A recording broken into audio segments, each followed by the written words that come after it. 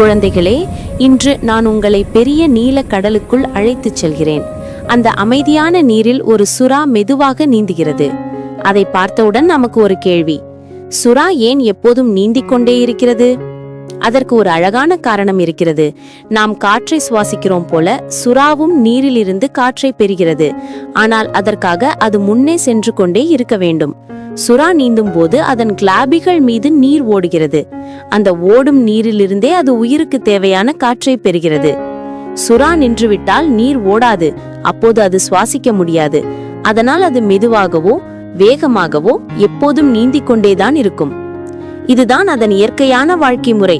இந்த தொடர்ந்த பயணம்தான் சுறாவை வலிமையான கடல் காவலராக ஆக்குகிறது. ஆகவே குழந்தைகளே, அடுத்த முறை சுறாவை பார்த்தால் அது வெறும் நீந்துவது அல்ல, அது உயிர் மூச்சை பெற்று அதன் கடல் உலகை பாதுகாத்து கொண்டு பயணம் செய்கிறது.